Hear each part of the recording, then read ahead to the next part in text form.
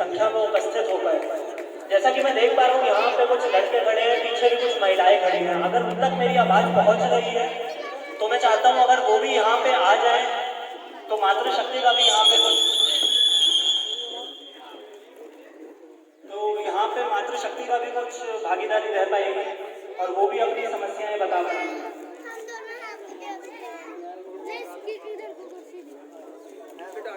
तो सबसे पहले मैं चाहता हूँ कि हम लोग उत्तराखंड के शहीदों का नमन करें जिनकी वजह से हमारे ये राज्य बन पाया। मैं बोलूँगा उत्तराखंड राज्य आंदोलन के शहीद आप लोग मेरा साथ देके सामने से बोलेंगे अमर रहे। तो मैं बोलता हूँ उत्तराखंड राज्य आंदोलन के शहीद अमर रहे। उत्तराखंड राज्य आंदोलन के शहीद अमर रहे।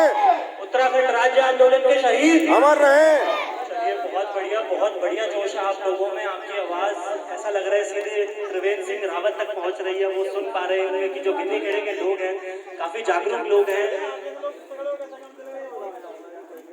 तो उत्तराखंड राज्य का जन्म एक महान आंदोलन से हुआ, एक ऐसा आंदोलन जिसमें मैदानी क्षेत्रों से लेकर जमीनी क्षेत्रों तक सभी की भागीदारी रही। इस आंदोलन में युवा, किसान, मजदूर, व्यापारी व राज्य के बाहर से देश विदेश में रहने वाले जितने भी उत्तराखंडी प्रवासी मजदूर और जितने भी उत्तराखंडी प्रवासी लोग हैं उन लोगों तक ने इस उत्तराखंड राज्य आंदोलन के निर्माण में अपने सहयोग दिया। और 9 नवंबर 2000 को वो ऐतिहासिक दिन आया जिस दिन हमें हमारा एक उत्तराखंड राज्य का सपना साकार हुआ। हमें एक अलग उत्तराखंड राज्य मिला। उत्तराखंड राज्य निर्माण को 20 साल हो गए हैं और 20 साल कम नहीं होते, लेकिन आज भी उत्तराखंड के अंदर बुरा हाल है। आज स्थिति यह है कि बच्चे बिना टीचरों के स्कूलों में अपना भविष्य खराब कर रहे हैं। जिन बच्चों की पढ़ाइयाँ पूरी हो चुकी हैं वह रोजगार के लिए दर दर भटक रहे हैं। उत्तराखंड की महिलाओं का यह हाल है कि वो लोग कि उत्तराखंड की जो महिलाएं हैं वो सड़क पे प्रसव करने के लिए मजबूर हैं। यदि कोई महिला अगर अस्पताल पहुंच भी जाए तो जच्चा और बच्चा दोनों की मृत्यु उत्तराखंड में एक आम बात है। इन 20 सालों में हमने हर पार्टी को मौका दिया। कभी हमने भाजपा की सरकार बनवाई तो कभी हमने कांग्रेस की सरकार बनवाई। आज यहाँ पे भाजपा की सरकार है, लेकिन तब भी उत्तराखंड का बुरा हाल है। जैसा कि उत्तराखंड 20 साल पहले था, आज भी उत्तराखंड का वही हाल है। कुछ ही दिनों पहले आम आदमी पार्टी ने यह ऐलान करा है कि उत्तराखंड में 2022 का जो विधानसभा चुनाव है वो हम लोग लड़ने जा रहे हैं। जी हाँ दोस्तों, मैं आम आदमी पार्टी से आया हूँ। हम लोग आम आदमी पार्टी से आए हैं। वही आम आदमी पार्टी अरविंद केजरीवाल जी की पार्टी जी झाड़ू वाली पार्टी है। हम लोग यहाँ पे इसलिए आए हैं ताकि हम लोग आपसे कुछ बात कर सकें, ताकि हम लोग आपकी जो परेशानियाँ हैं, आप लोग इस ग्राम गिन्नी खेड़े में रह रहे हैं, आपकी कुछ परेशानियाँ रही होंगी तो हम लोग उस परेशानियों को सुनने आए हैं। तो मैं पूछना चाहता हूँ कि आप में से कौन कौन लोग श्री अरविंद केजरीवाल जी को जानते हैं? कृपया अपना हाथ खड़ा कर दीजिए जो लोग अरविंद केजरीवाल जी को जानते हैं। सब लोग जानते हैं। चलिए बहुत बढ़िया। कोई लोग ऐसे भी हो सकते हैं जिनको ना पता हो, कोई अगर ऐसे हो तो इसलिए हमें ये प्रश्न पूछा। हाँ, सब लोग जानते हैं जी। चलिए सब लोग जानते हैं।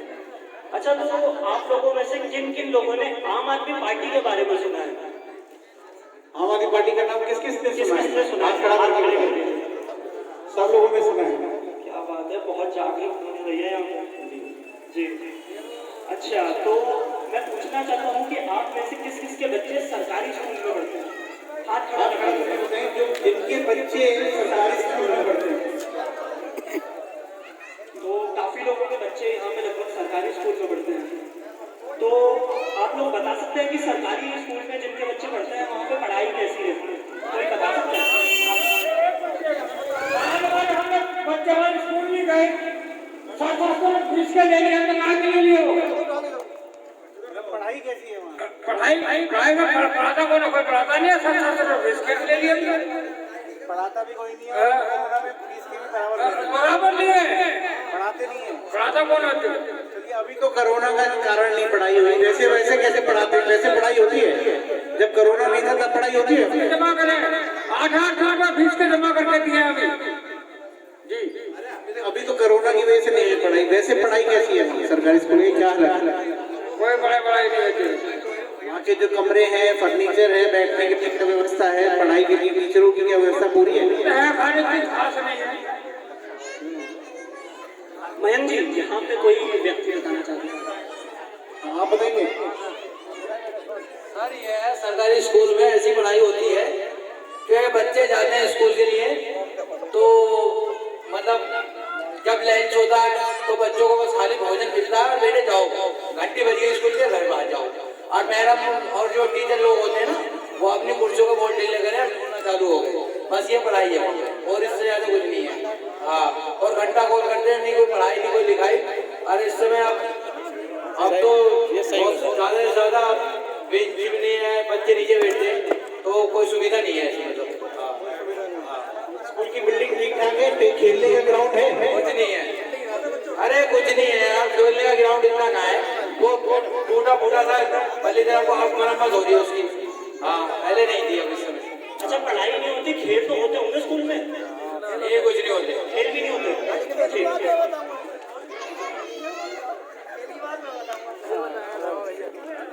अंकल जी, जैसे कि हमारे उत्तराखंड का स्टेडियम बंद करवा दिया, अब इन लोगों ने भी देखो, ये हमारे बड़े भाई हैं, ये भी यहीं पे हमारे स्कूल में है थोड़ा एक छोटा सा खाड़ा, वो भी प्रिंसिपल साहब बंद करवाना चाह रहे हैं।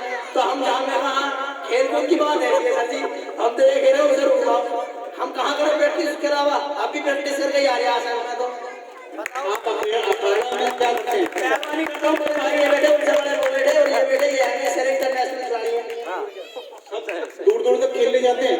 ये है बड़े भैया रवि भैया, सुमित भैया, और ये शिवम भैया, ये विपिन भैया, इंटरनेशनल खिलाड़ी है, छोड़ दिए। सब रेसलिंग करते हैं, आप भी करते हैं?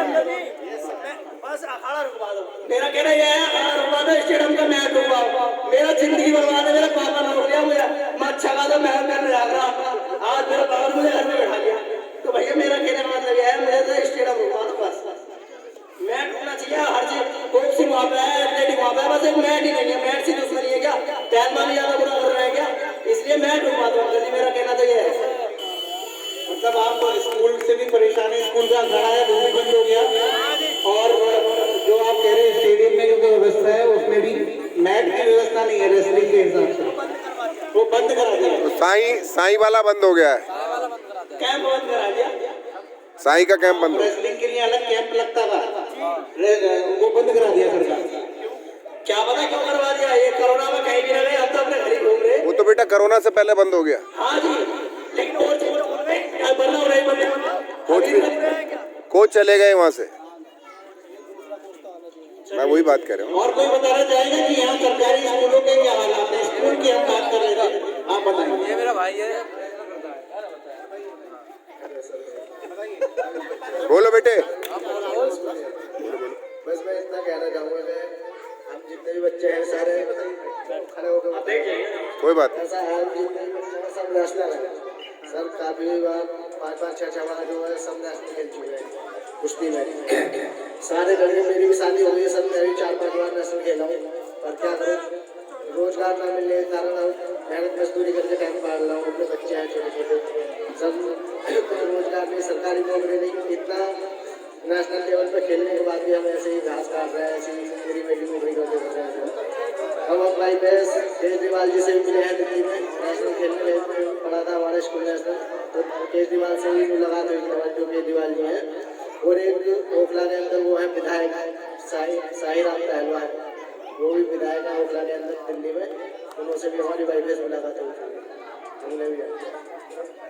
वो तो ठीक है, और कोई स्कूलों के बारे में बता पाएगा, स्कूलों के क्या हालात है, जिसके बच्चे सरकारी स्कूल में पढ़ते हैं, कोई और बता पाएगा इस बारे में? आप बताएंगे? हेलो, सब लोग तो यही कह रहे हैं इलाके की जो है स्कूलों की व्यवस्था बहुत खराब है। इसके अलावा और कोई बताना चाहेगा? हाथ खड़ा कर दीजिए, मैं उसके पास माइक लेके आ जाऊंगा कि स्कूलों, सरकारी स्कूलों की क्या स्थिति है? बंद है क्या ऑफिस? प्रश्न है कि सरकारी स्कूलों की क्या स्थिति है? ताला लग रहा है। कोई और बताना चाहेगा पीछे से? चलिए हम प्रश्नों का सिलसिला आगे बढ़ाते हैं। चलिए कोई बात नहीं, आप सभी लोगों ने बताया कि स्टेडियम बंद करा दिया, अखाड़ा बंद करा दिया, लोगों के पास खेलने की कोई सुविधा नहीं है, लोगों के पास पढ़ने की कोई सुविधा नहीं है। अच्छा, आप में से कोई मेरे को बता सकता है कि यहाँ से कोई अच्छा स्कूल है जिसमें अच्छी कोई ठीक ठाक स्कूल कितना दूर है जहाँ अच्छी पढ़ाई होगी, कोई बताएगा?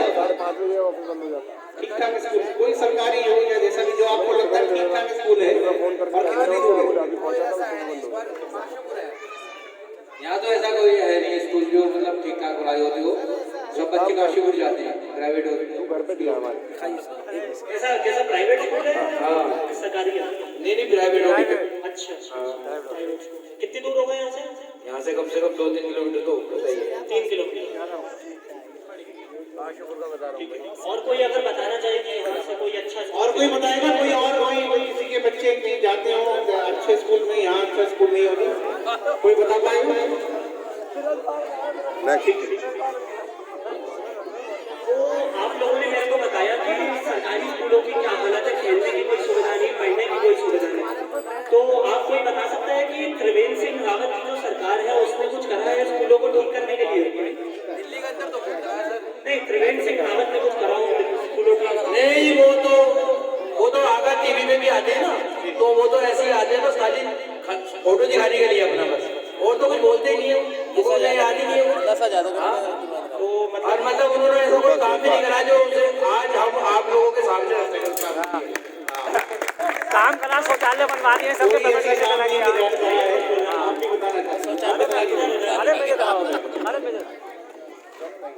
हेलो, मैं निवेदन करता हूँ सभी से, हमारे गांव में 140 शौचालय बनवाए थे, किसी शौचालय का पेमेंट नहीं किया गया। आम जनता ने, बेचारे गरीब आदमी थे, उन्होंने कर्जा लेकर शौचालय बनवा लिए। आज तक 3 साल हो गए, किसी का भी पेमेंट नहीं किया गया और मुख्यमंत्री तक भी सूचना पहुंच गई तो कोई भी सुनवाई नहीं की गई, जिसके कारण मुझे 3 साल परेशान हो गया तो कोई भी सुनने के लिए तैयार नहीं हुआ। हमारे मुख्यमंत्री साहब ने इतनी सुविधा जगह दी है कि बहुत, मगर गरीब जनता को कोई सुविधा नहीं मिल पाई। सारी सुविधाएं कागजों में आपके कहने का मतलब ये है। सारी सुविधा हमारे कागजों में है, पेमेंट मिल गया है मगर जनता तक पेमेंट नहीं पहुंच पाया है, जनता आज भी परेशान है। कोई और एक एक मुद्दे को कवर करेंगे एक बार में। अभी प्रश्न ये था, मैं फिर से बोल देता हूँ, प्रश्न था कि यहाँ से कोई ठीक ठाक स्कूल कितनी दूर है, तो आप लोगों ने बताया काशीपुर है। तो हमारा प्रश्न ये है कि अगर सरकारी स्कूल ठीक नहीं है तो सरकारी स्कूलों की हालत दुरुस्त करने के लिए क्या त्रिवेंद्र सिंह रावत जी ने कुछ किया? कोई बताएगा? यहाँ पे सरकार ठीक ठाक स्कूल साइड में नहीं चाहिए, 1-आधा किलोमीटर और इससे बढ़िया कोई स्कूल नहीं है। तो सरकार ने सरकारी स्कूलों की हालत सही करने के लिए कुछ करा? ना, वो तो प्राइवेट हो गया। मेरा प्रश्न है कि क्या सरकार ने सरकारी स्कूलों की हालत सही करने के लिए कुछ किया? नहीं, यहाँ पे कोई ना, कोई सुविधा ना है, कोई सुनवाई होती है? कौन सुनना है ऐसी बात को? आप बताओ, गरीब आदमी कौन सुनता है? अरे कोई सुनने वाला नहीं। देखो साहब, हम तो एक ही बात चाहते हैं, गरीब को तो कोई देखता ही नहीं। आज कैसे चला है और नहीं, हमने तो कहा को गरीब के नाम से पैसा आता, गरीब को नाम से खा जाते मालदार लोग। आपका कहना मतलब ये है कि सरकार ने गरीबों के लिए या सरकारी स्कूलों के लिए कुछ नहीं किया? कुछ नहीं किया। और कोई कुछ बताना चाहे तो हम अगले प्रश्न पे जाएंगे। फिर आप लोगों का सबका यही मानना है कि सरकार ने कुछ नहीं करा? एक बार जोर से बोल दीजिए, कुछ नहीं करा। कुछ नहीं करा, कुछ नहीं करा। नेक्स्ट।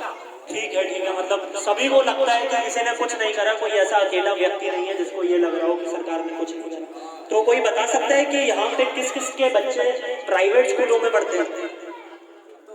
किसी के बच्चे अगर प्राइवेट स्कूलों में पढ़ते हैं तो हाथ खड़ा कर दीजिए जिनके बच्चे प्राइवेट स्कूलों में पढ़ते हो, तो हाथ खड़ा कर दीजिए। सभी के हैं तो जिनके बच्चे भी प्राइवेट स्कूलों में पढ़ते हो एक बार हाथ खड़ा कर दीजिए। हमको गिनती करनी है ना, प्राइवेट में बताइए। ठीक है, कुछ लोगों के बच्चे हैं जिनके प्राइवेट स्कूलों में पढ़ते हैं। जी आगे। अच्छा, तो जो प्राइवेट स्कूल हैं वो मनमानी करते हैं या फीस कभी भी अपने आप से बढ़ा देते हैं? कोई आपसे पूछता नहीं फीस बढ़ाने का? अपनी मर्जी से बढ़ा देते हैं हर साल।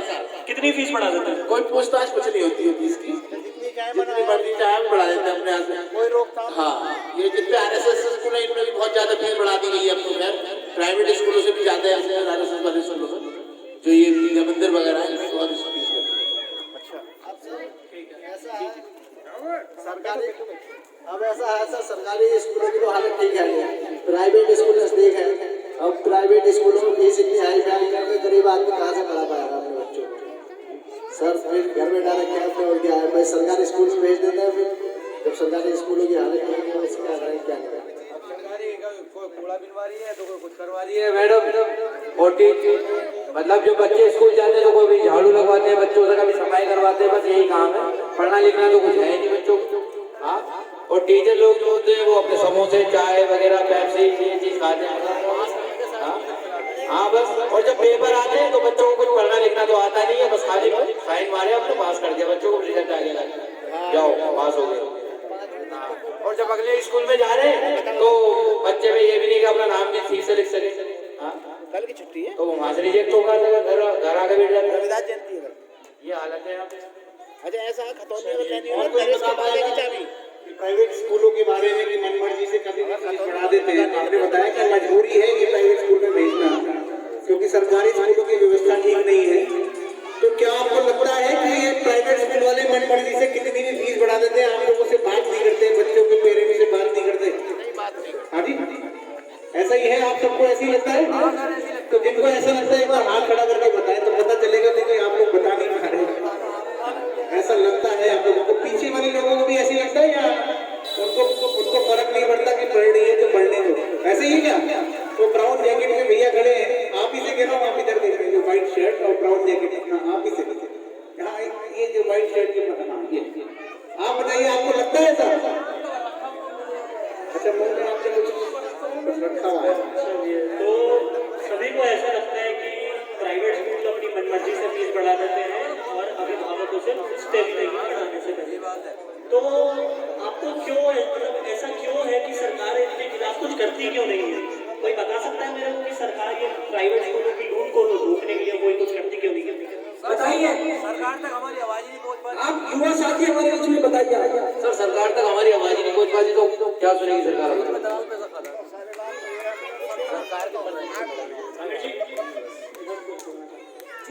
आप बोलना चाहिए, आप बताइए। सरकारी अस्पताल हो या कोई भी हो, सरकार जब सुनती नहीं तो सुना के नहीं सुनती है, नहीं सुनती। सरकार नहीं सुनती गरीबों की। ठीक है, ये भी एक बहुत बड़ा रीजन है कि सरकार इसके खिलाफ कुछ करती क्यों नहीं है, क्योंकि वो सुनती ही नहीं है तो करेगी कैसे? आप मेरी बात सुनो, सरकारी अस्पताल पहुंचो, कल कोई गरीब आदमी तो उसे निकाल के बाहर कर देते हैं, और जो गार्ड में डंडा डालता है ना, उसी की बात उसमें भी अभी हम लोग बात करेंगे। तो मैं बताता हूँ कि बहुत जोश है, बहुत जोश है। सीधी बात करते हैं, क्या बात है? मैं बताता हूँ कि सरकार प्राइवेट स्कूलों के खिलाफ कुछ करती क्यों नहीं है, क्योंकि जो प्राइवेट स्कूल है वो भी सरकार में से किसी नेता के हैं या उनके किसी रिश्तेदार के हैं। क्या आप सभी लोगों को भी ऐसा लगता है कि जो प्राइवेट स्कूल है वो नेताओं के खुद के हैं या किसी उनके रिश्तेदारों के हैं? बताइए, क्या आपको लगता है कि जो प्राइवेट स्कूल है, प्राइवेट अस्पताल है, इस सरकार के करीबियों के हैं, बड़े बड़े उद्योगपतियों के हैं? आपको ऐसा लगता है? हाथ खड़ा कर दीजिए एक बार, हाथ खड़ा करके बताइए। जी आप बताइए। हाँ, इन्हीं लोग हैं जो क्या अच्छा मालदार आदमी है, गरीब आदमी का तो कोई है ही नहीं। ना गरीब आदमी को सुनवाई होती है, अस्पताल में अगर पहुंच गया तो उसकी कोई सुनवाई नहीं है, ना उसके में कोई दवाई है, ना उसके में इलाज है। वो तो बेचारा परेशान हो गया, तनख्वाह का चला आता है, कोई सुनने के लिए तैयार नहीं होता। अगर कोई व्यक्ति को सुनने के लिए तैयार होता है तो उसे धक्का लेते हैं, वो बेचारा लौट के बाहर से आता। अच्छा चलिए, हमने स्कूलों की तो बात कर ली है, अगर अस्पतालों की भी कुछ बात कर ली जाए, क्योंकि यहाँ पे दो लोगों ने पहले बात कर ली अस्पतालों की। तो यहाँ पे कौन कौन सरकारी अस्पतालों में इलाज करवाने जाते हैं? हाथ खड़ा कर दीजिए जो सरकारी अस्पताल में इलाज करवाते हैं। हाथ खड़ा करके बताइए, सरकारी अस्पताल में कौन कौन जाता है इलाज के लिए? काफी लोग मैं देख पा रहा हूँ जो कि सरकारी अस्पताल में इलाज कराने जाते हैं। तो जो जिन्होंने हाथ खड़ा करा है वो बता सकते हैं कि सरकारी अस्पताल की सुविधाएं कैसी हैं, वहाँ पे इलाज कैसा होता है? कौन बताएंगे कैसा इलाज होता है? बताइए, जी आप बताइए, आप बताइए। सरकारी अस्पताल में इलाज कराने जाते हैं, क्या होता है वहाँ पर, कुछ बताएंगे? आप बताइए। सर सरकारी अस्पताल में हम लोग जब दवाई या इलाज वगैरह के लिए जाते हैं तो वहाँ पे पहली बात तो लाइन में लगा देते हैं एक घंटे तक, कोई सुनवाई नहीं होती है। और जो मतलब अगर पट्टी वगैरह है या मतलब कोई ज्यादा घेरा घाव है तो भी खड़ा करके रखते हैं, मतलब कोई सुविधा नहीं है ऐसी। दवाई सर जो सरकार ने सुविधा दवाई के लिए सरकारी अस्पताल से कर रखी है हमारी, तो उसके लिए हमारा जो मतलब सरकारी अस्पताल से तो वो ऐसी 10-5 रुपए की दवाई देते हैं, लेकिन जो वहाँ से साइन करके बाहर से मंगवाते हैं 1000-1100 रुपए की दवाई गरीब आदमी से, तो बताओ वो वहाँ से कहाँ से लेकर आएगा। हाँ, और जांचों की क्या स्थिति है? जांच तो हो जाती होगी, जांचें वगैरह भी खास नहीं होती है, एक आध छोटी मोटी करी जो वो भगा दिया, वो बाहर से लेके दे देते हैं या बाहर से मतलब सरकारी अस्पताल में कोई जांच नहीं होती, वो पर्चा बना देते हैं, वो बाहर से बाहर से करवाओ। और दवाइयों की कैसी स्थिति है? दवाइयों की भी ऐसे 10-5 रुपए की जो हल्की वाली दवाई है 10-5 रुपए की दवाई वो तो दे देते हैं वहीं से पर्ची से, लेकिन वो जो सरकारी अस्पताल में आ रही है सरकार के द्वारा से वो दवाई नहीं देते महंगी वाली, वो बाहर से लिख के दे देते हैं। अच्छा, तो मतलब जब आप डॉक्टर को दिखाने जाते हैं सरकारी अस्पताल में तो कोई फीस थोड़ी लगती होगी? नहीं, वो तो पर्ची लगती है, बस 20 रुपए की बनती है। अच्छा, 20 रुपए की पर्ची भी बनती है और फिर उसके बाद दवाई भी बाहर से लेती है? हाँ, वो बाहर से, जांच भी बाहर से? हाँ, वो देख के बस बाहर से लिख देते सब काम। अच्छा, तो मतलब सरकारी अस्पताल में सिर्फ पर्चा बनता है, कुछ होता नहीं है? हाँ, कुछ नहीं होता है। तो मतलब डॉक्टर को मिल जाते होंगे? डॉक्टर लोग मिलते हैं।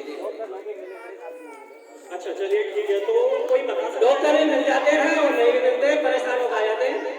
हाँ, ये है ना, कुछ सुनने को तैयार हो रही है। सब सरकार तो ये कहती है कि हाँ बहुत सुविधा है गरीबों के लिए, और गरीबों के पास कोई सुविधा मिलने वाली है। गरीब तो बेचारा वाहेगा भाई है, गरीब के लिए तो कोई भी सुनने के लिए तैयार ही नहीं है। आपके चक्कर लगे सरकारी अस्पताल में? अरे सर, सरकारी अस्पताल में तो आप लगते रहते हैं। गरीब आदमी सोचता है कि तो यहाँ से अपने बच्चों की दवाई ले आ गए, जब दवाई वैसे नहीं मिलती तो गरीब आदमी क्या करे, परेशान होकर बेचारा बात से चलाता। ये है ना, इससे बेचारा बाहर जाएगा, इससे अपने प्राइवेट दवाई इलाज करा लेता है थोड़े बहुत। मजबूरी में क्या कर सकता है बेचारा? उसको मरना थोड़ी है, वो तो मजबूरी में बाहर नहीं कराएगा। तो जैसा कि यहाँ 2 लोगों ने बताया कि सरकारी अस्पताल की हालत बहुत बुरी है, आप सभी लोगों को भी ऐसा लगता है कि सरकारी अस्पताल की बहुत बुरी हालत है? क्या आपको लगता है सरकारी अस्पतालों की हालत खराब है? लगता है सबको लगता है? सभी को ऐसा लगता है? बता रहे आप बताइए। अभी जोड़के का कोई मरीज था, पता नहीं वो बेचारे आग लग के जल गए थे और बहुत परेशान थे, रातों भर तड़पते रहे, उनकी किसी की नहीं सुनवाई नहीं की। कोई व्यक्ति सज्जन वहाँ आए, उन्होंने बक्सर नेट पर डाला, नेट पर डालने के बाद में उनकी कोई सुनवाई की गई, परंतु बेचारे रातों भर तड़पते रहे। अगर कोई ऐसा व्यक्ति नहीं आते तो उनकी कोई सुनवाई नहीं की जाती। आजकल कोई सुनवाई नहीं की जाती, आजकल तो बड़े बड़ों की सुनवाई की जाती है, गरीब आदमी की कोई भी सुनवाई नहीं है। जी, मैं चाहता हूँ जितनी महिलाएं उन्हें खड़ी हैं वो भी हमारे पास इधर आ जाए और अपनी जो परेशानी है आपके गाँव की, आपके बच्चे जिस स्कूल में पढ़ते हैं क्या कंडीशन है, उस बारे में बात करें। चलिए, आप सभी लोगों ने मेरे को बताया कि जब सरकारी अस्पताल में उनकी हालत बहुत ही बुरी है, इलाज कराने जाते हैं तो इलाज नहीं मिलता, ना डॉक्टर मिलता। तो कोई बता सकता है मेरे को कि जो त्रिवेंद्र रावत की सरकार है उसने कुछ करा है कि सरकारी अस्पतालों को ठीक करने के लिए? कुछ भी नहीं करा। बताइए कुछ करा सरकारी अस्पतालों को ठीक करने के लिए सरकार ने? कुछ नहीं करा होता, कुछ तो करा, कुछ नहीं करा। और कोई बता सकता है कि कुछ? आप कुछ कहना चाह रहे हैं कि सरकार ने कुछ किया सरकारी अस्पतालों को ठीक करने के लिए? पहले बोल चुका हूँ, त्रिवेंद्र सिंह रावत तो ऐसी है, बस खाली टीवी में फोटो दिखाते हैं और कुछ नहीं है। और सरकारी अस्पतालों में तो गंदगी इतनी है कि बस सरकारी अस्पताल का तो नाम ही लेना गुनाह है। आप पार्किंग के पैसे भी लेते हैं वो लोग। अच्छा, तो अभी आप लोगों ने बताया कि सरकारी अस्पताल की तो हालत बहुत बुरी है, तो यहाँ से कोई ठीक ठाक अस्पताल कितनी दूर है जहाँ अगर आप जाएं तो जान बच जाए, अगर जान तो बनी हुई हो? हाँ, ठीक ठाक अस्पताल कितनी दूर है? वो समथिंग होगा 3-4 किलोमीटर की दूरी में काशीपुर में ही है। अच्छा, काशीपुर में, मतलब आसपास कोई भी अस्पताल यहाँ नहीं है कोई भी। प्राइवेट ही सरकार। अच्छा, प्राइवेट है, सरकारी है वो अस्पताल? सब प्राइवेट है, वो तो प्राइवेट ही है सब, एक ही है बस काशीपुर के अंदर सरकारी अस्पताल। अच्छा, तो सरकारी अस्पताल में तो जान बचती है? नहीं, वो अगर वो तो ऐसे है, वो तो हल्द्वानी को जाने लिखते हैं, सुशीला तिवारी को। आमिर, आप भी जी, आप कुछ कहना चाह रहे थे? सर, मैं ये कहना चाह रहा हूँ कि गरीब आदमी की कोई सुनवाई है कहीं, ये बताइए आप। अस्पतालों को ठीक करने के लिए सरकार तो बहुत पैसे देती है, जो कर्मचारी लोग हैं वो खा जाते हैं बीच में, और उसकी कोई सुनवाई नहीं है, तो कोई गाड़ी नहीं, कोई देखभाल नहीं किस तरह की। तो सरकार ने सरकार कौन पूछे, सरकार क्या पूछेगी आगे उनसे? नहीं, तो सरकार ने कर्मचारियों को तो टाइट किया होगा ना कि भैया सरकार अगर सरकार को सरकार टैक्स करते कर्मचारियों को, तो ये यहाँ तक पब्लिक क्यों परेशान होती? मतलब कर्मचारियों तक तो सरकार ने टाइट नहीं करेगा। नहीं टाइट किया सरकार को, तो टाइट करने कोई मतलब ही नहीं, बिल्कुल परेशान है पब्लिक। मतलब जो सरकार अस्पतालों को टाइट, जो अस्पतालों को कर्मचारियों को टाइट नहीं कर सकती, वो अस्पतालों को क्या टाइट करेंगे? जी सही बात है। अच्छा, तो आप लोगों ने बताया कि सरकारी अस्पतालों की हालत बहुत बुरी है, कोई यहाँ प्राइवेट अस्पतालों में भी इलाज करवाने जाता है क्या? अच्छा, आप लोग जाते हैं तो हाथ उठा लीजिए जो लोग प्राइवेट अस्पतालों में इलाज करवाने जाते हैं। प्राइवेट अस्पताल में कौन कौन इलाज कराता है? लगभग सभी लोग प्राइवेट अस्पतालों में इलाज करवाते हैं। अच्छा, तो जो प्राइवेट अस्पताल है वो इलाज तो कर देते होंगे, लेकिन क्या फीस कैसी है उनकी? फीस तो बहुत तकड़ी है, गरीब आदमी क्या कर पाएगा? अगर 2 दिन रुक गया बेड में तो 5,000 रुपए ले लिए, और वो 4 दिन रुक गया तो 10,000 रुपए ले लिए। गरीब आदमी तो बेचारा क्या खर्च ले, पानी ले, वो तो अपना इलाज तो कराएगा, और इलाज नहीं कराएगा तो सब खत्म हो जाएगा। इसलिए मजदूर रिश्तेदार से ले, किसी गाँव वाले से ले, अपना इलाज तो करना ही करना है उसको, बेचारे को मजबूरी में इलाज तो करना ही है। जब सरकार तो कह रही है कि 5 लाख तक का इलाज फ्री है आम जनता के लिए, और ये कार्ड बनवाओ, वो फलाना कार्ड बनवाओ, और कार्ड बनवा के तैयार कर देते हैं, मगर गरीब जनता के लिए कोई भी सुनवाई नहीं होती, बिल्कुल भी आज तक कोई सुनवाई नहीं है, बिल्कुल सुविधा नहीं मिलती, बिल्कुल सुविधा कोई नहीं मिलती। 5 लाख का भैया इलाज फ्री हो रहा है, और जब वहाँ पहुँचते होंगे तो कोई सुनने के लिए तैयार नहीं होता। तो इसका मतलब वही है कि वो भी सिर्फ कागजों पे इलाज हो रहे हैं, असलियत में कोई इलाज नहीं, कोई नहीं, गरीब आदमी कोई सुनवाई नहीं हो रही, बिल्कुल भी कोई सुनवाई नहीं, बिल्कुल परेशान है गरीब आदमी तो। अच्छा, तो कोई बता सकता है कि सरकार ने जो प्राइवेट अस्पतालों में लूट मचा रखी है कि 2 दिन के 5,000 रुपए दे देते हैं, तो उस लूट को रोकने के लिए सरकार ने कुछ किया है क्या? कुछ नहीं किया, सरकार कह रही है, सरकार तो कुछ नहीं कर रही। अगर सरकार करती तो गलत काम कैसे होते? हमने तो भैया सरकार ही नहीं देखी, हमने तो त्रिवेंद्र सिंह रावत की सरकार ही नहीं देखी। बीजेपी कहाँ है कहाँ नहीं, हम तो दे रहे, हम तो ऐसे लेने के जैसे तो आसमान से टक्कर खजूर बांट के तो काशीपुर तो आते होंगे त्रिवेंद्र सिंह रावत? नहीं, वो तो आए नहीं, मैंने सूरत तक नहीं देखी, मैं टीवी में देख लेता हूँ खाली बस। अच्छा, मतलब अगर मैं समझ लाकर खड़ा कर दूं तो आप पहचान भी नहीं पाएंगे? हाँ बस ऐसा ही है। तो जरा सोचिए कि जो सरकार है उसने ऐसा क्यों नहीं करा कि जो प्राइवेट अस्पताल है उसकी लूट को रोकने के लिए, कोई बता सकता है कि लूट को रोकने के लिए क्यों ऐसा कुछ नहीं करा? ये प्राइवेट अस्पतालों की लूट को रोकने के लिए सरकार ने क्यों कदम नहीं उठाए? महिलाएं को बोलना जा रही है शायद। आप जाते हैं सरकारी अस्पतालों में तो वहाँ पर इलाज अच्छा नहीं होता, मजबूरन आपको प्राइवेट अस्पतालों में जाना पड़ता है, मजबूरन आपको प्राइवेट अस्पतालों में जाना पड़ता है। लेकिन प्राइवेट अस्पतालें बेतहाशा लूट मचा रखी है। 2 दिन रुक जाओ तो 8,000, 4 दिन रुक जाओ तो 20,000। तो सरकार ने कुछ किया है प्राइवेट अस्पतालों की लूट को रोकने के लिए? हमारा आदमी बहुत परेशान है, कमाने वाला कोई नहीं है, बीमार है, मगर 8 साल से किसी ने मुड़कर नहीं देखा हमारी तरफ। देख लो जाकर तो कितना बेगुमार आदमी वो बैठा बहुत नहीं, किसी ने गाँव वालों ने नहीं, किसी ने भी नहीं, कोई प्रधान नहीं, कोई मंत्री, किसी ने मुड़कर हमारी तरफ नहीं देखा। क्या परेशानी? सारी बार मम्मी की बीमार है, सांस का मरीज हो जाते हैं, कोई कमाने वाला नहीं, कमाने वाला घर में कोई कमाने वाला नहीं, एक लड़का लगा और शादी की लड़की है, कोई मुड़ के नहीं देखा, कोई भी नहीं। इलाज नहीं होता? इलाज कराने गए, इलाज का क्या? पैसे ही नहीं है पास, पैसा मांग रहे तो कहाँ? सरकारी अस्पताल में कई सब जगह पैसा मांग रहे हैं, सरकारी में भी। एक बार लेके भी गए तो कभी रुको टीबी है, टीबी नहीं, टीबी नहीं, देखो बैठे उधर, देखो उनके हाथ पर देखो बैठे ना, तो उधर उनको क्या बीमारी बताई आपने? सांस का भी है और वैसा भी संभाल कर रहे। तो सरकारी अस्पताल में आप गए तो इलाज के लिए क्या बोला? सुना ही नहीं उन लोगों ने, मतलब चेकअप के लिए कोई चेकअप नहीं करा, बीमारी भी नहीं बता पाए क्या बीमारी नहीं, है? कोई उन्होंने पूछा ही नहीं। कुल मिला के अंदर ही नहीं जाने दिया आपने सरकारी अस्पताल में, तो इलाज तो दूर की बात है। किसी तरह का कोई सुनाई नहीं। क्या काम करते थे ये पहले? पहले खेती किसानी करते थे, अब नहीं करते। नहीं, अब तो अब शरीर से नहीं कर पा रहे। बच्चे शादी को बैठे थे, वो शोक वो हाँ वो देखिए, हाँ बोलेंगे। ठीक है। तो अब थोड़ी सी ऐसा करते हैं कि रोजगार के ऊपर भी बात कर लेते हैं कि लेकिन महिलाएं अभी कुछ और भी शायद बताना चाहेंगी। तो आप बताइए, सरकारी अस्पताल में जाते हैं तो कुछ सुविधा मिलती है आपको? कुछ ना मिलती, पहले पैसा मांगा है, दवाई पहले पैसे मांगे हैं और कब उसको दे देंगे? तो दवाइयाँ जांचें तो हो जाती हैं। महीना खर्चे जान पास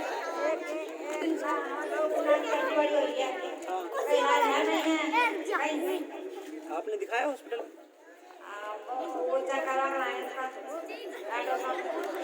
सरकारी अस्पताल में दिखाया आपने? सरकारी में दिखाया, पैसे मांगते हैं सरकारी में, कहा हम लाओ पैसे दवाई देंगे, हम कहाँ को ले जाना?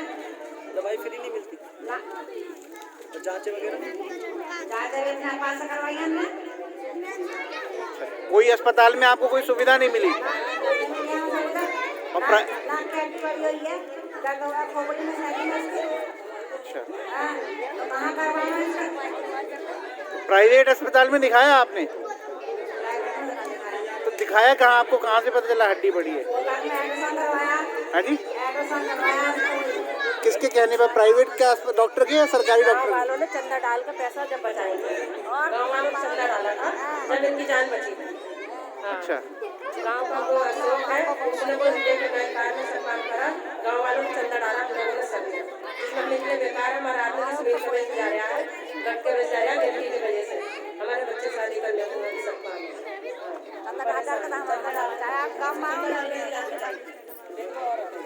क्या कह रही थी आप? चंदा डाल का नाम चंदा डाल के इलाज करवाया। और क्या? गांव वालों ने चंदा करके? हमें जानना चाहिए। सरकारी कोई सुख सुविधा नहीं मिली आपको? हैं? कोई किसी नेताजी, किसी अधिकारी पे गए आप लोग? हैं? कोई नहीं आता है गांव में? वोट के समय आते हैं? वोट के समय खत्म हो जाता है, फिर कोई नहीं आता, फिर धान सुनता ही ना कोई भी। और किसी के मन में कोई पीड़ा हो सरकारी अस्पतालों को लेकर तो अभी बता दीजिए, ये सही मंच है, आप बोलिए। यहाँ कोई महिला अगर जैसे कोई बच्चे होने होते होंगे, गांव में बच्चे होने वाला होता होगा, तो कोई ये इलाज प्राइवेट अस्पताल में कराते हैं हम लोग या सरकारी में कराते हैं? किसी महिला को अगर बच्चा होने वाला है तो वो इलाज सरकारी में जाकर कराना पड़ता है या आप प्राइवेट में कराते हैं? सरकारी में सुनवाई नहीं है। प्राइवेट में जाते हैं, जब तो फिर प्राइवेट में ले जाना पड़ा। मतलब आपको लगता है सरकारी अस्पताल में ले गए तो मर सकता है? मर सकता है, अगर नहीं सुनते कोई भी तो मर ही सकता है मरीज। प्राइवेट में ले जाना पड़ा। कुड़ियों के बच्चे थोड़े होंगे, मम्मा पापा तो प्राइवेट में ले जाकर डालते हैं, प्राइवेट में जाकर इलाज कर लेते हैं और मुफ्त पैसा मांगते हैं। मजबूरी में आपको प्राइवेट हॉस्पिटल जाना पड़ा? वो तो बात है, मजबूरी में जाकर अभी 1.5 लाख रुपया लगा था, वो प्राइवेट में इलाज कराया तो सब रोजाना डॉक्टर लाइन में इसके लिए पड़े रहते, सरकारी में कोई सुनवाई नहीं है। किसी रंग की 1.5 लाख और कोई कुछ कहना चाहेंगे? और कोई कुछ कहना चाहेंगे प्राइवेट अस्पतालों की लूट के बारे में? चलिए कोई बात तो क्या सरकार ने प्राइवेट हॉस्पिटल की लूट को रोकने के लिए कुछ किया? कुछ किया? चोर समाज ने कुछ किया? तो हमने प्राइवेट अस्पतालों की बात कर ली, प्राइवेट स्कूलों की बात कर ली, सरकारी अस्पतालों की बात कर ली, सरकारी स्कूलों की बात कर ली, दोनों की हालतें जान ली, सबको जान लिया। अच्छा चलिए बताइए कि यहाँ हम गिद्दीखेड़े में आए हैं, यहाँ रोजगार की क्या स्थिति है? रोजगार के लिए सरकार ने कुछ किया है यहाँ गिद्दीखेड़े में? रोजगार के लिए युवा साथी बताएंगे।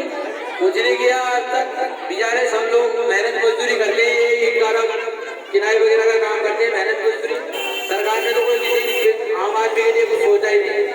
कोई परमानेंट कुछ रोजगार नहीं, अगर जैसे आसपास फैक्ट्रियां हैं वहाँ पर कुछ नहीं, बस वो भी प्राइवेट ही फैक्ट्रियां हैं। सरकार की तरफ से कौन सी सुविधा मिली हम लोगों को? कुछ भी नहीं मिली। अच्छा कोई ऐसा यहाँ पे है जो रोजगार के चक्कर में ग्राम गिद्दीखेड़ा छोड़ के कहीं दूर गया हो, शहर में गया हो, यहाँ काशीपुर रोड ले गया हो, रोजगार की तलाश में रोजी रोटी के लिए? क्या आपके गांव से कोई बाहर गया? बच्चों को बाहर भेजना पड़ा आपको?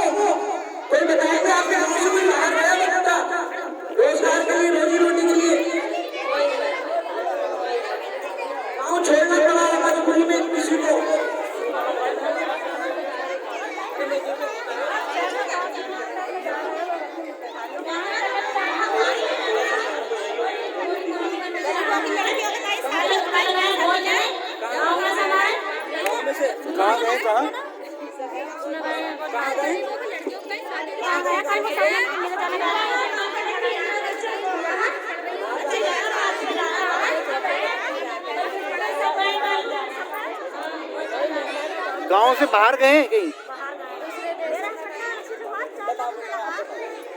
आप?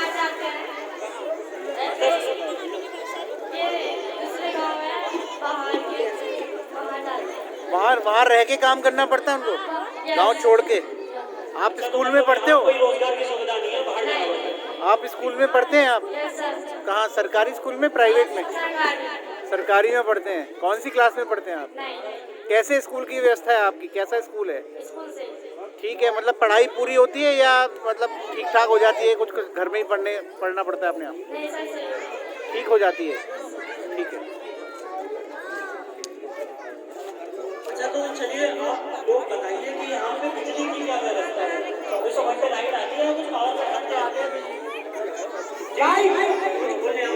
लाइट 24 घंटे आती है, पावर कट लगते हैं। लाइट 24 घंटे आती है, बिल बहुत महंगा दे रहे हैं।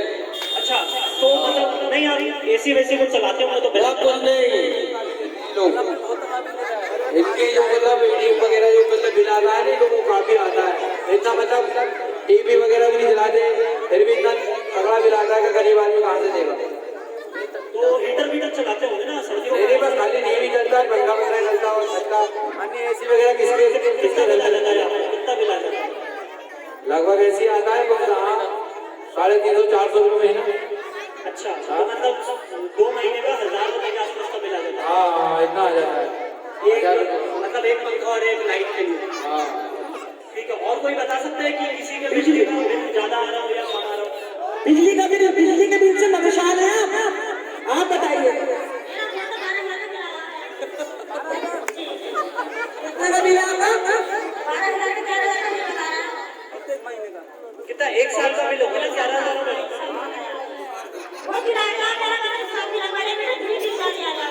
एक साल तक बिल नहीं भेजा आप बताइए। दूसरा मीटर लगा है। अच्छा,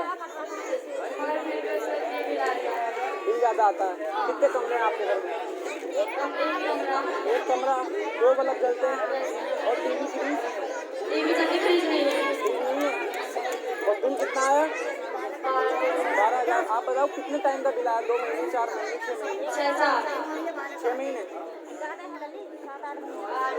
7-8 महीने का।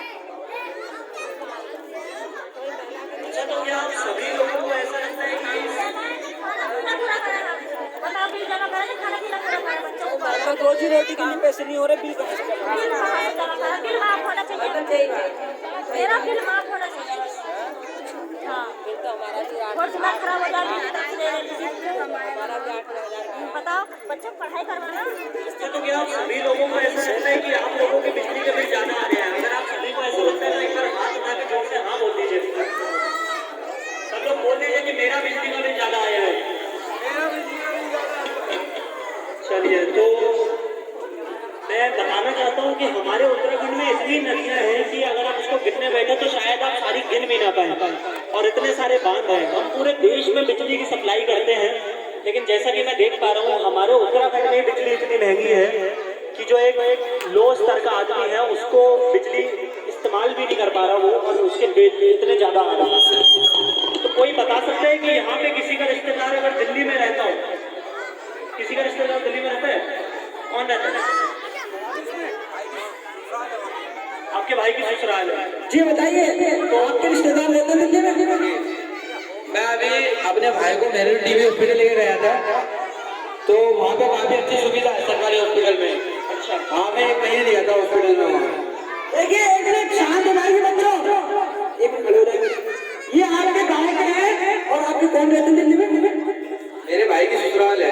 इनके भाई की ससुराल दिल्ली में। ये बताएंगे दिल्ली में क्या है? तो मैं अपने भाई को लेके गया था वहाँ पे मेरे टीवी हॉस्पिटल में, तो वहाँ भी काफी अच्छी सुविधा है। 1-1.5 महीने दिया था मैं उसको लेके, तो वहाँ पे नाश्ते में दूध अंडा वगैरह मरीज के लिए सब आते थे, और बेड भी थे वहाँ पे अच्छे खासे, साफ सफाई भी थी। हाँ, मतलब अच्छी देखभाल थी मरीज की वहाँ पे। तो 1 महीने 1-1.5 महीने में मेरा भाई ठीक ठाक होकर आ गया था। अच्छा, तो मतलब अगर आप दिल्ली के अस्पतालों में जाएं तो आपकी जान तो बच जाएगी? हाँ जी, हाँ जी। सरकारी अस्पताल था, प्राइवेट था? सरकारी अस्पताल था दिल्ली का? अच्छा हाँ दिल्ली का, अरविंद केजरीवाल जी का ही मतलब अंडर में आता था वो। अच्छा, मतलब दिल्ली गवर्नमेंट के अंडर में है। हाँ। अच्छा, और किसी का रिश्तेदार दिल्ली में रहता है क्या? कोई बता सकता है मेरे को? दिल्ली में किन किन के रिश्तेदार रहते हैं? हाथ खड़ा कीजिए और हाथ खड़ा करके बताइए। अच्छा, चलिए। तो भैया ने बताया कि वो 1 महीना अस्पताल में रहे और उनका जो मरीज था वो एकदम मस्त हो गया, एकदम स्वस्थ हो गया, एकदम मस्त हो गया। प्राइवेट उसके सामने ग्लोब है, इतना अच्छा है। अच्छा, मतलब वो दिल्ली का सरकारी अस्पताल इतना अच्छा है कि हाँ प्राइवेट उसके सामने ग्लोब है। चलिए, बहुत बढ़िया है, ये तो बहुत अच्छी बात है। चलिए, तो मैं आप लोगों को बताना चाहता हूँ कि जो दिल्ली के स्कूल हैं और दिल्ली के सभी हॉस्पिटल जो हैं वो ठीक ठाक ही हैं, जितने भी हैं।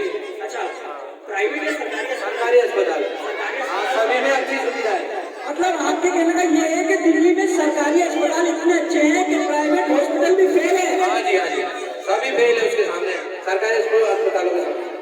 अच्छा, तो एक इन्हीं के पास माइक वापस लाइए। तो उन्होंने कुछ बताया कि केजरीवाल जी कैसा काम कर रहे हैं दिल्ली में, जो आपके भाई के ससुराल में वाले हैं, उन्होंने कुछ बताया होगा? हाँ, मैं उस समय 1-1.5 महीने उनके ससुराल में दिया था, तो उन्होंने ये बोला था, उस समय अलग से थे केजरीवाल जी के, तो उन्होंने ये बोला था कि मैं अगर वो तो भगवान की तरह पूछते हैं इसको।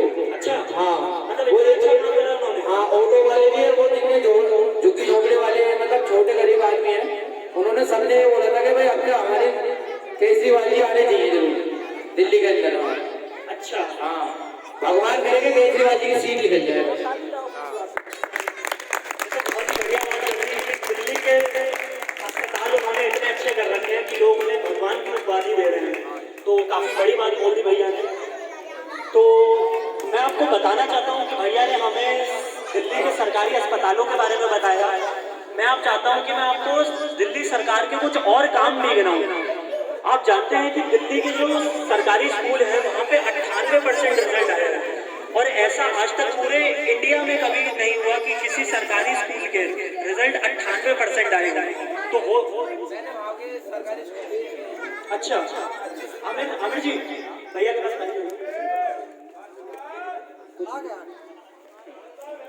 कैसे हैं वहाँ के सरकारी स्कूल? मैंने वहाँ के सरकारी स्कूल भी देखे, काफी अच्छे हैं, सुविधा भी अच्छी है वहाँ पे, और यहाँ पे मतलब बच्चों के खेल कूद भी ऐसे नहीं है, मतलब काफी ग्राउंड नहीं है वहाँ पे, तो वहाँ पे बच्चों के लिए खेल खिलौने भी लगवा रखे हैं स्कूल में, और अच्छी पढ़ाई है, और वजीफा जो मतलब सरकारी तरफ से वजीफा वगैरह भी मिलता है उनको बच्चों को, वो भी ठीक ठाक ही मिलता है। कोई मतलब ऐसी परेशानी नहीं है सरकारी स्कूलों में जो कि उनको नजरअंदाज किया जाए। अच्छा, मतलब वहाँ के सरकारी स्कूल भी काफी अच्छे हैं। हाँ जी, ये बहुत अच्छा। तो भैया ने अभी हमें सरकारी स्कूलों के बारे में बताया, सरकारी अस्पतालों के बारे में बताया। अब मैं आपको बताना चाहता हूँ कि दिल्ली में बिजली की क्या सुविधा है।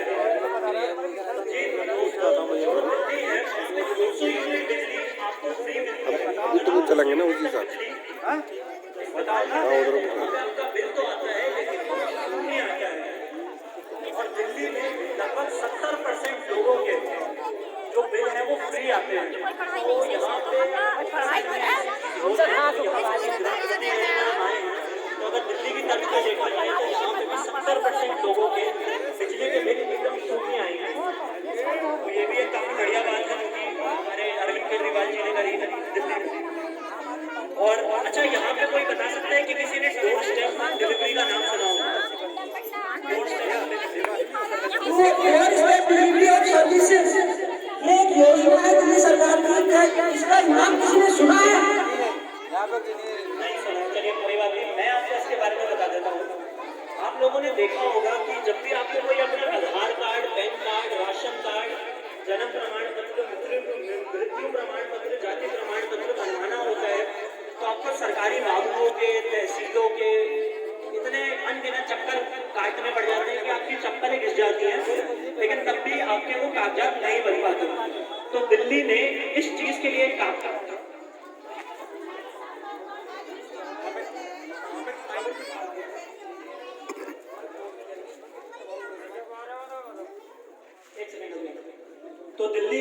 तो दिल्ली सरकार ने इस चीज के लिए भी एक काम करा है। दिल्ली के लोगों को एक नंबर दे दिया है 1076। अगर आप इस नंबर पे कॉल करेंगे तो दिल्ली सरकार का ही एक आदमी आपका फोन उठाएगा और आपसे पूछेगा कि आपको कौन सा ऐसा कागजात है जो बनवाना है।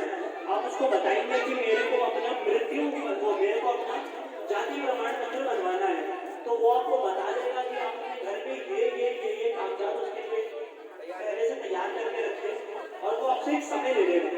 बाई चांस वो कहते कि भैया मैं तो 11 बजे 25 तारीख को आ जाऊँगा, लेकिन आप कहें भैया 25 तारीख को तो मेरे घर में शादी है, आप ऐसा करिए 26 तारीख को आ जाइए और 3 बजे आ जाइए। तो वो व्यक्ति 3 बजे आ जाएगा आपके घर में, एक फोटोकॉपी मशीन साथ में लेके आएगा कि जितने भी आपके कागजात हैं वो घर पे ही आपके कलेक्ट कर लेगा और वहीं पे आपको फोटोकॉपी करके दे देगा।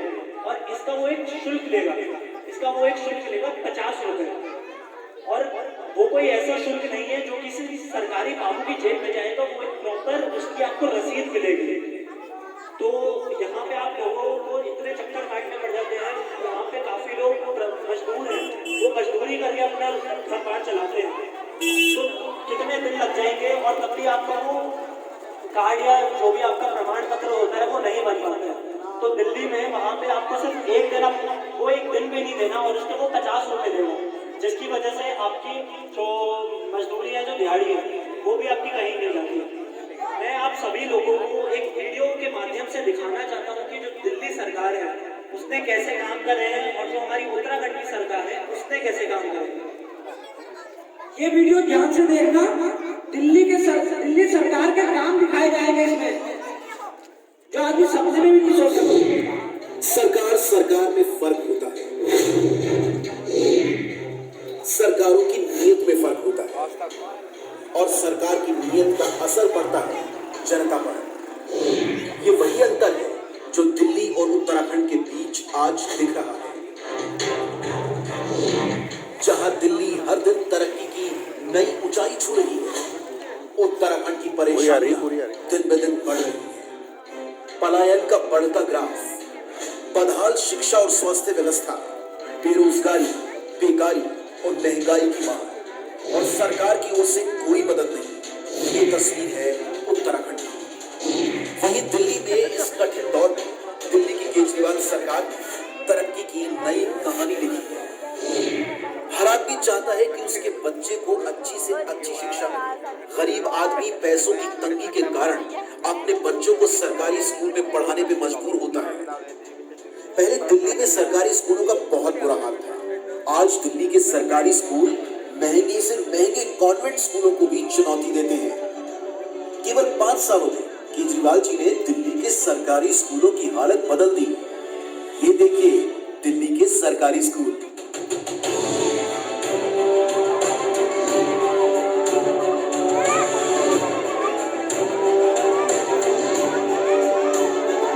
और ये देखिए उत्तराखंड के सरकारी स्कूल।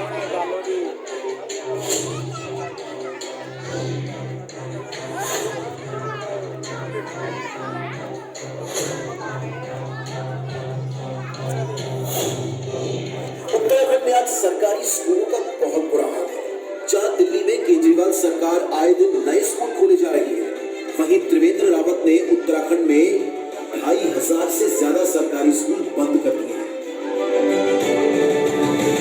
उत्तराखंड पहुंचकर जब मनीष सिसोदिया जी ने त्रिवेंद्र रावत की विधानसभा के सरकारी स्कूल का हाल देखा तो उन्हें भी अपनी आंखों पर विश्वास नहीं हुआ। उन्होंने सोचा आखिर इतने बुरे हालातों में कोई बच्चा पढ़ाई कैसे कर पाएगा। प्रश्न उठता है कि अगर केजरीवाल सरकार 5 साल में सरकारी स्कूल इतने अच्छे कर सकती है तो त्रिवेंद्र सरकार ने क्यों नहीं किए। आखिर उत्तराखंड के लोगों का क्या कसूर, उत्तराखंड के लोग क्यों भुगते। इतना ही नहीं, केजरीवाल सरकार ने दिल्ली में प्राइवेट स्कूलों की फीस पर भी लगाम लगाई। अपने कार्यकाल में पिछले 6 साल में दिल्ली में केजरीवाल जी ने किसी प्राइवेट स्कूल को फीस नहीं बढ़ाने दी। और इधर उत्तराखंड में प्राइवेट स्कूलों की मनमानी और तानाशाही से जनता परेशान है।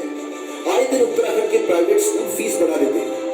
इन्हें रोकने वाला कोई नहीं है। कौन रोकेगा इन्हें। आधे स्कूल तो नेताओं के हैं और बाकी स्कूल नेताओं के संरक्षण में है। अगर केजरीवाल सरकार 5 सालों में प्राइवेट स्कूलों पर लगाम लगा सकती है तो त्रिवेंद्र सरकार ने क्यों नहीं किया। उत्तराखंड के लोगों का क्या कसूर है, उत्तराखंड के लोग क्यों भुगते। पहले दिल्ली में सरकारी अस्पतालों की हालत बहुत खराब थी।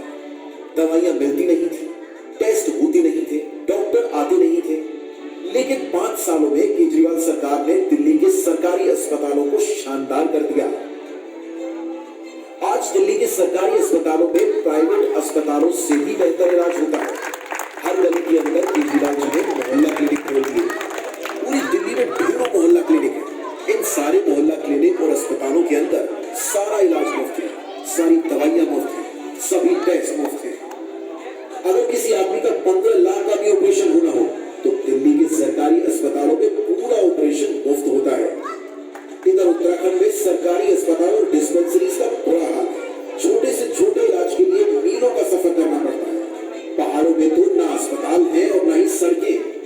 लोगों को मजबूरन डंडी कंडी या डोलियों के सहारे बीमार को अस्पताल ले जाना पड़ता है। सरकार की इसी विफलता के कारण हर रोज न जाने कितनी जाने चली जाती है। अगर केजरीवाल सरकार ने 5 सालों में सरकारी अस्पतालों को इतना शानदार कर दिया, अगर दिल्ली की जनता को अस्पतालों में बढ़िया और फ्री में इलाज मिलता है, तो त्रिवेंद्र जी ने क्यों नहीं किया? उत्तराखंड के लोगों का क्या कसूर है? उत्तराखंड के लोग क्यों भुगते हैं? आज दिल्ली में 24 घंटे बिजली आती है, कोई पावर कट नहीं लगता। दिल्ली में पहले ऐसा नहीं होता था। आज से 6 साल पहले दिल्ली में 7-7, 8-8 घंटे के पावर कट लगते थे।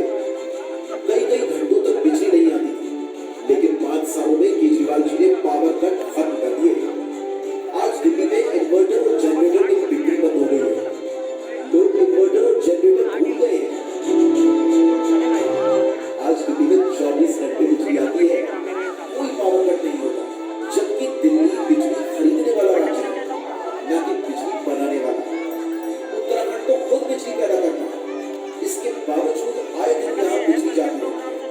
रोज कई घंटों के पावर कट होते हैं। अगर 5 साल में केजरीवाल जी दिल्ली में 24 घंटे बिजली कर सकते हैं और पावर कट खत्म कर सकते हैं, तो त्रिवेंद्र जी ने क्यों नहीं किया? आखिर उत्तराखंड के लोगों का क्या कसूर है? उत्तराखंड के लोग क्यों भुगते हैं? आज दिल्ली में लोगों को फ्री में बिजली मिल रही है। 200 यूनिट इस्तेमाल करने वाले लोगों की बिजली फ्री है। दिल्ली की लगभग 70% आबादी 200 यूनिट से कम बिजली इस्तेमाल करती है। इसका मतलब दिल्ली की 70% आबादी की बिजली फ्री है। 24 घंटे बिजली, नो पावर कट और फ्री बिजली, जीरो बिल आते हैं जनता के। कभी सुना है? एक तरह से दुनिया के 8वें अजूबे की तरह है। और उत्तराखंड के अंदर बिजली नहीं आती, केवल बिल आते हैं और बहुत ज्यादा बिल आते हैं। अगर 5 साल में केजरीवाल जी दिल्ली में बिजली फ्री कर सकते हैं, तो त्रिवेंद्र जी ने क्यों नहीं किया? उत्तराखंड के लोग क्यों भुगते हैं? आखिर उत्तराखंड के लोगों का क्या कसूर है? आज अगर दिल्ली में आपको किसी भी सरकारी विभाग में कोई भी काम करवाना है, मान लीजिए जाति प्रमाण पत्र बनवाना है, राशन कार्ड बनवाना है या ड्राइविंग लाइसेंस बनवाना है, किसी भी तरह का कोई भी काम करवाना है, तो अब आपको दिल्ली में सरकारी दफ्तर जाने की जरूरत नहीं है, लाइनों में लगने की जरूरत नहीं है, आपको किसी दलाल को पैसे देने की भी जरूरत नहीं है, किसी बाबू की जेब गर्म करने की जरूरत नहीं है। सरकार ने एक फोन नंबर दिया है, 1076। इस नंबर पर आप कॉल कीजिए और फोन पर बताइए कि आपको क्या काम है। दिल्ली सरकार का कोई अफसर आपके घर आएगा और आपके घर आकर आपका सारा काम कर दिया जाएगा। आपका राशन कार्ड आपके घर बना कर देकर जाएगा, आपका जाति प्रमाण पत्र आपके घर बना कर देकर जाएगा, वो के साथ फोटो स्टेट की मशीन लेकर आएगा, स्कैनर लेकर आएगा। आपको कहीं जाने की जरूरत नहीं है, लाइनों में लगने की जरूरत नहीं है, दफ्तर से छुट्टी लेने की जरूरत नहीं है।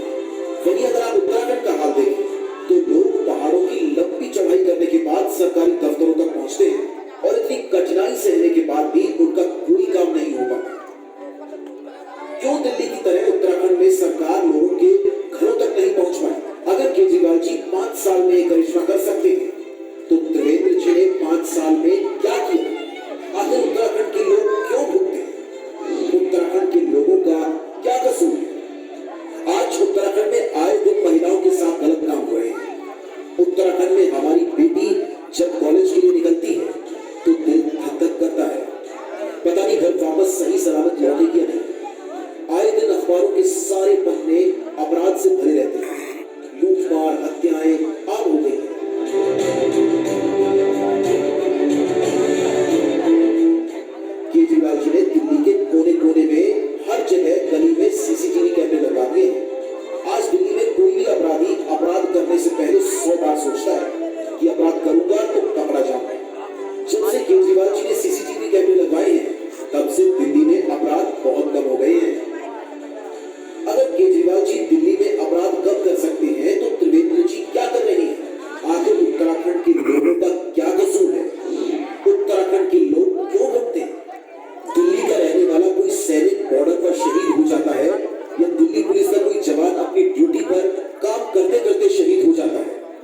केजरीवाल जी उनके परिवार को 1 करोड़ रुपए की सम्मान राशि देते हैं। केजरीवाल जी उनका सम्मान करते हैं। केजरीवाल जी शहीदों का सम्मान करते हैं। उत्तराखंड वीरों की भूमि है। यहाँ रहने वाला हर व्यक्ति कट्टर देशभक्त है। अगर उत्तराखंड का कोई सैनिक बॉर्डर पर शहीद हो जाए या उत्तराखंड का कोई सिपाही अगर अपनी ड्यूटी पर शहीद हो जाए तो क्या उसके परिवार को 1 करोड़ रुपए की सम्मान राशि नहीं दी जानी चाहिए? अगर केजरीवाल जी ये कर सकते हैं तो त्रिवेंद्र जी क्यों नहीं कर सकते? उत्तराखंड में रोजगार का बहुत बुरा हाल है। रोजगार ना मिल पाने के कारण लोग अपना घर परिवार सब छोड़ने को मजबूर हैं। गांव में बूढ़े माँ बाप अपने बच्चों से दूर अकेले रह रहे हैं और बच्चे रोजगार के लिए दूसरे राज्यों में दर दर की ठोकरें खा रहे हैं। दिल्ली में केजरीवाल सरकार अक्सर रोजगार मेला लगाती है जिसमें हजारों युवाओं को नौकरी मिलती है और लाखों पेट पाले जाते हैं। अगर केजरीवाल जी ये काम कर सकते हैं तो त्रिवेंद्र जी ने क्यों नहीं किया? आखिर उत्तराखंड के लोगों का क्या कसूर है? उत्तराखंड के लोग क्यों भुगते हैं? इतना ही नहीं, श्रवण कुमार की तरह केजरीवाल जी की दिल्ली सरकार ने दिल्ली के सभी बुजुर्गों के लिए तीर्थ यात्रा योजना भी शुरू की है। इस योजना के तहत बुजुर्गों को वैष्णो देवी, तिरुपति बालाजी, द्वारकाधीश जैसे विभिन्न तीर्थ स्थलों की यात्रा कराई जाती है। केजरीवाल सरकार इन सभी बुजुर्गों के लिए एसी ट्रेन से लेकर फर्स्ट क्लास होटल और शानदार खाने का इंतजाम भी करती है। कहते हैं कि अपने बड़े बुजुर्गों को तीर्थ यात्रा कराना बड़े पुण्य का काम होता है। केजरीवाल सरकार की इस योजना का पुण्य सारी दिल्ली को लगा है। 20 सालों में हम उत्तराखंड वालों ने हर पार्टी को मौका दिया पर सबने अपने घर भरने के सिवाय कुछ नहीं किया। उन सभी पार्टियों ने उत्तराखंड के लोगों को धोखा दिया। आज से 6 साल पहले दिल्ली के लोगों ने अपनी तकदीर बदली थी। दिल्ली के लोगों ने सारी पार्टियों, सारे नेताओं को लात मारकर आम आदमी पार्टी को अपना वोट दिया। एक ईमानदार पार्टी को वोट दिया। एक ऐसी पार्टी को वोट दिया जिसमें कट्टर देशभक्त है। एक ईमानदार इंसान को वोट दिया। केजरीवाल जी को जिताया और आज उसका फायदा दिल्ली के लोगों को मिल रहा है। दिल्ली में जो विकास हो रहा है वो अपनी पूरी दुनिया को उसकी चर्चा है। स्कूल, अस्पताल, बिजली, पानी, हम उत्तराखंड वालों के पास भी मौका है। हम लोग भी अपनी तकदीर बदल सकते हैं। चाबी हमारे हाथ में। या तो हम अपनी पुरानी पार्टियों के चक्कर में पड़े रहें, लेकिन अगर हमें अपने परिवार का भविष्य बदलना है, अपने देश का भविष्य बदलना है, उत्तराखंड का भविष्य बदलना है, तो केवल और केवल एक ही पार्टी है जो आज उत्तराखंड का भविष्य बदल सकती है। एक ही पार्टी है जो शहीदों के सपनों का उत्तराखंड बना सकती है। आम आदमी पार्टी। सारे मिल जाओ, सारे जने मिलकर एक बार आम आदमी पार्टी को जिताओ। एक बार आम आदमी पार्टी को जिताने के बाद आप लोग सारी पार्टियों को भूल जाओगे जैसे दिल्ली के लोग सारी पार्टियों को भूल गए।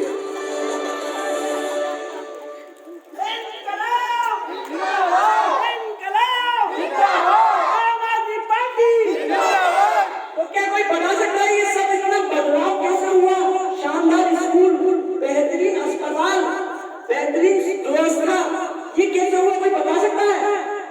मैं बताता हूँ अमित जी, इसके लिए नियत होनी चाहिए, वो सब कुछ। और ये इसलिए भी हुआ क्योंकि जब इलेक्शन आता है तो उन लोगों ने, चाहे वो कांग्रेस हो या बीजेपी हो, उन्होंने लालच दिया शराब का, उन्होंने लालच दिया पैसे का, सारी बात में पहुंच रहे गाँव, लेकिन जनता ने उन सबको ठोकर मारी और झाड़ू वाला बटन दबाकर ये सरकार बनाई।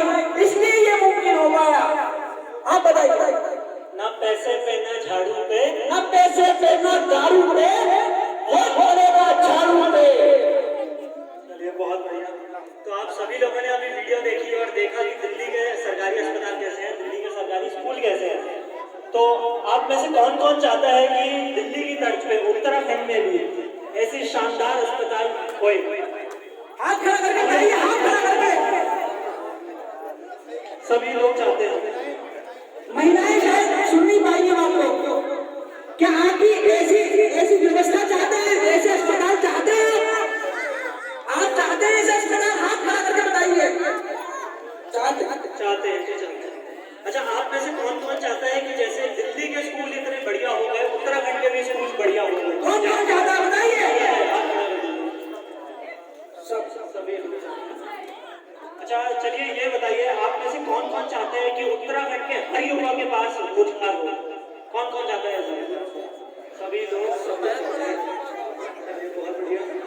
तो आप में से कौन कौन चाहता है कि जैसे दिल्ली में 24 घंटे बिजली आती है, 24 घंटे पानी आता है और 200 यूनिट बिजली फ्री आती है? क्या उत्तराखंड में 200 यूनिट फ्री? जी, मतलब 1000 रुपए की बिजली फ्री मिलती है दिल्ली में? बिल्कुल मिलती है।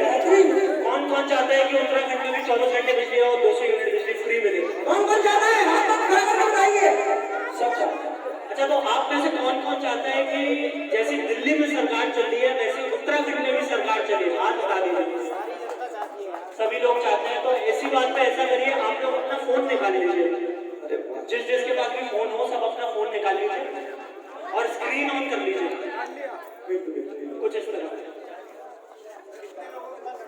कितने लोगों के पास फोन है? एक बार हाथ उठा के फोन अपना बाहर निकाल लीजिए। फोन निकाल लीजिए, बात काउंटिंग और गिनती होगी।